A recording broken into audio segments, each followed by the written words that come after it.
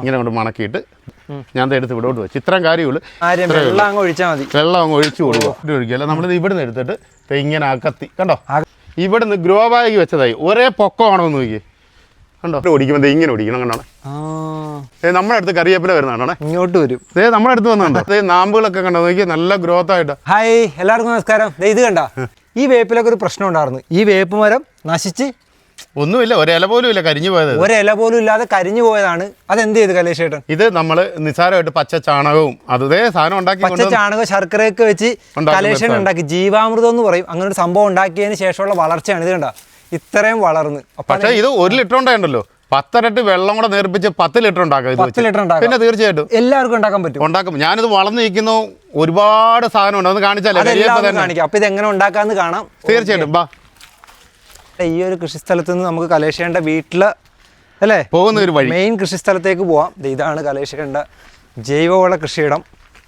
ഓ ഇതേ വെണ്ടയൊക്കെ നിൽക്കണം നോക്കിയേ, ചുമല വെണ്ടയൊക്കെ എല്ലാം റെഡിയാണ്. ചുമല വെണ്ട കുപ്പിക്കകത്താണ് മൊത്തം പരിപാടി. പിന്നെ നമ്മുടെ ഇതിൽ ഏറ്റവും നീളം കൂടിയ പയറാ, ഇത് കണ്ടില്ലേ, പയറെല്ലാം നീളം കൂടി അതെല്ലാം ആയി വരുന്നേള്. ഇവിടെ ഫുള്ള് നമ്മൾ ഈ വീഡിയോ ഒക്കെ ചെയ്തിട്ടുള്ളതാണ്.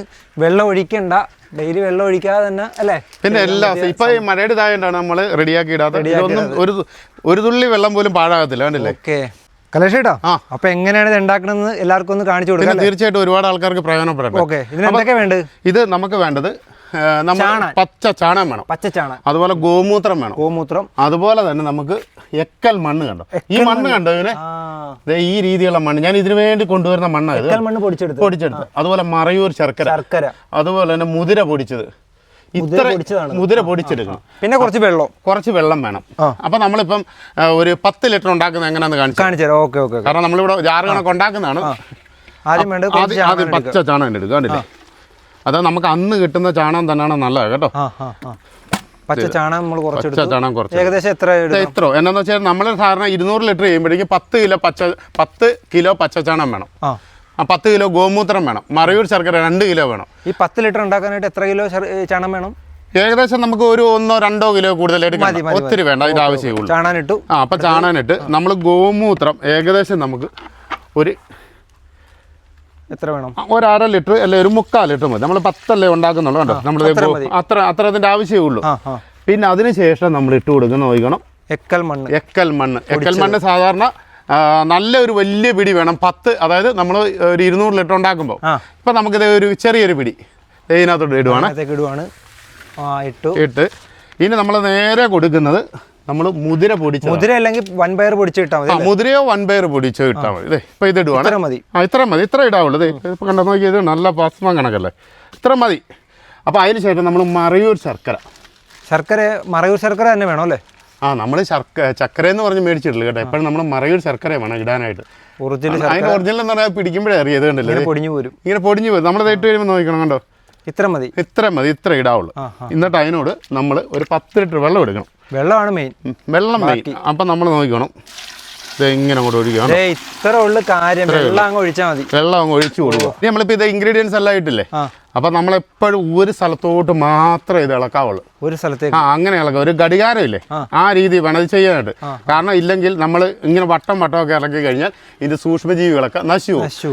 ഇത് കരിയേപ്പ് ഭയങ്കരമായിട്ട് ഗ്രോത്ത് ആകാനും അതുപോലെ തന്നെ പെട്ടെന്ന് വേരോട്ടം കിട്ടാൻ വേണ്ടിയാണ് നമ്മൾ ജീവാമൃതം ഉപയോഗിക്കുന്നത്. അതായത് അത് ഇല കരിഞ്ഞു പോയ കരിയേപ്പുണ്ടെങ്കിലും ഇതൊന്നും വെറുതെ പറയണല്ലോ. കാരണം ഇവിടെ തന്നെ കാണാം, നിൽക്കുന്നു ഇവിടെയൊക്കെ ഇഷ്ടം പോലെ അങ്ങേറ്റം വരെ ഉണ്ട്. കാണിക്കാം, നമ്മൾ ചെയ്തതിന്റെ റിസൾട്ട് ഒന്ന് കാണിച്ചു തരാം.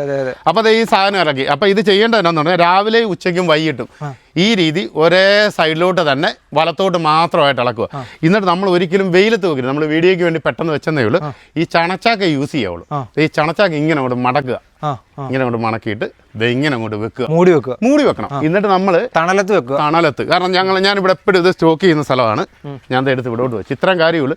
ഈ 3 ദിവസം കഴിയുമ്പോഴേക്കും നമ്മൾ 1 ലിറ്റർ വെള്ളത്തിന് 10 ഇരട്ടി വെള്ളം. ഇതിപ്പോ ഇങ്ങനെ വെച്ച് എന്നിട്ട് 3 നേരം ഇളക്കി കൊടുക്കണം. ഇത് 3 നേരം ഇളക്കി കൊടുക്കണം. അപ്പോൾ ഒരു സോപ്പ് പത പോലെ വരും. എന്നിട്ട് നമ്മളില്ലേ എന്നിട്ട് തെളിച്ചിട്ട് ഗ്ലാസ്സിനകത്ത്, കുപ്പി ഗ്ലാസ്സിനകത്ത് ഒഴിച്ച് നോക്കി ഇഷ്ടം പോലെ ജീവാണുക്കൾ കാണും. അത് കാണാൻ നല്ലൊരു ഭംഗിയായിരിക്കും നമുക്ക്. അതായത് നമ്മുടെ മണ്ണിന് ഫലപുഷ്ടി വർദ്ധിക്കാൻ വേണ്ടിയാണ് ജീവാമൃതം ഉണ്ടാക്കുന്നത്. അപ്പോൾ ഇത് നമ്മൾ 10 ലിറ്റർ ആയിട്ട് നിങ്ങൾ കരുതല് 100 ലിറ്റർ ആയിട്ട് ഉപയോഗിക്കാം. ഇത് നിങ്ങളുടെ വീട് മുഴുവനും എല്ലാത്തിനും കൊടുക്കുക. ഇത് എന്തോരം എടുക്കാം?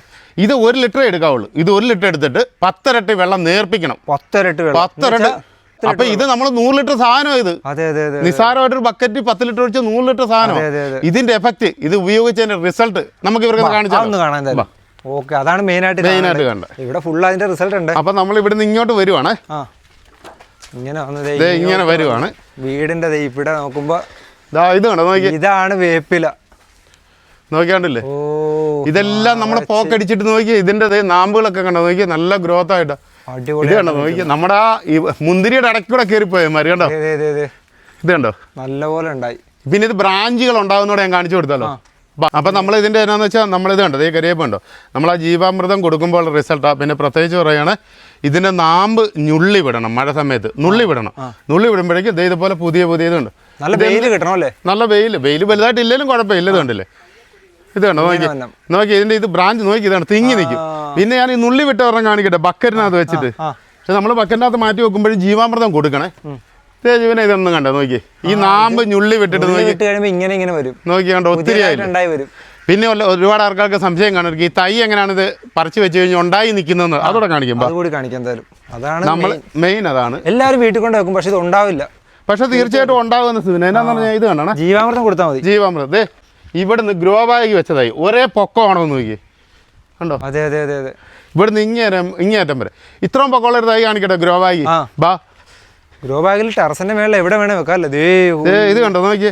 ഒരു ഗ്രോ ബാഗ് ഇരിക്കുന്ന കറിയപ്പോ കണ്ടില്ലേ. അല്ല, ഇതിന്റെ നോക്കി എന്തെങ്കിലും ഒരു കീടങ്ങളുണ്ടോ നോക്കി. ഒന്നുമില്ല, എല്ലാ ഇലയും അടിപൊളിയായിട്ട് നല്ല പച്ചപ്പായിട്ട്. ഇവിടുന്ന് അങ്ങോട്ട് നോക്കി, അവിടെ അങ്ങോട്ട് നോക്കി. അപ്പൊ നമ്മുടെ ഇവിടെ എല്ലാ സ്ഥലത്തും ഇനി ഒരു വലിയ കറിയപ്പ് കാണിച്ചു തരട്ടെ, കാട് കണക്ക് പിടിച്ചിരിക്കുന്നു. വാ, ഇവിടെ എല്ലാം നമ്മൾ മുമ്പേ പറഞ്ഞില്ലേ, നമ്മള് ഇപ്പൊ ഒരു പുതിയതായിട്ട് ചെത്തിയെ ഗ്രാഫ്റ്റ് ചെയ്തോണ്ടിരിക്കുന്ന സംഭവം കണ്ടില്ല. 2 കളർ അടുത്ത വീഡിയോ അതൊക്കെ വരും.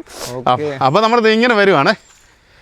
ഇങ്ങനെ വന്നു കഴിഞ്ഞാൽ ഇതാണ് തള്ള. ഇതാണ് ഇതിന്റെ നമ്മളത് ഇങ്ങോട്ട് വന്നത് താഴെ വരെ മൊത്തം ഉണ്ടായി നിൽക്കുവാണ്. ഇതുണ്ട് ഇങ്ങോട്ട് ലോകമാണ്.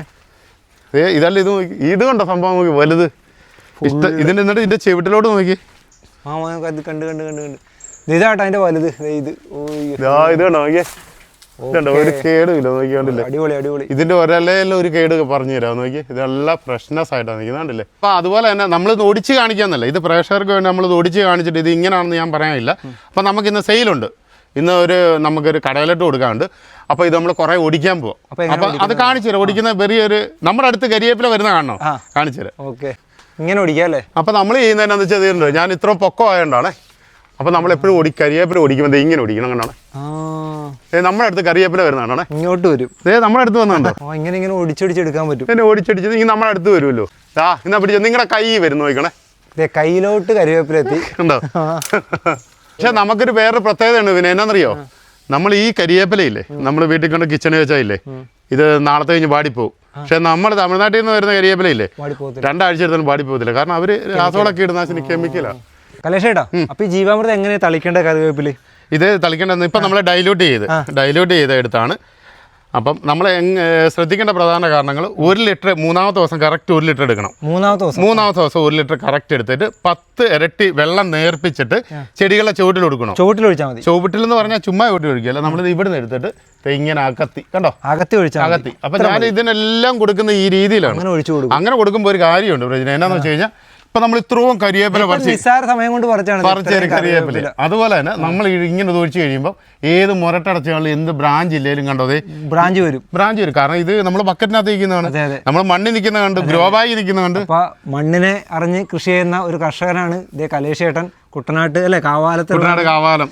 അപ്പൊ കലേഷേട്ടൻ എല്ലാവിധ ആശംസകളും. എല്ലാവരും ചെയ്തു നോക്കുക ജീവാമൃതം. തീർച്ചയായിട്ടും എല്ലാവർക്കും ഉപകാരപ്പെട്ടു. Okay, thank you. എല്ലാവിധ ആശംസകളും. Okay, thank you very much. Okay, thank you.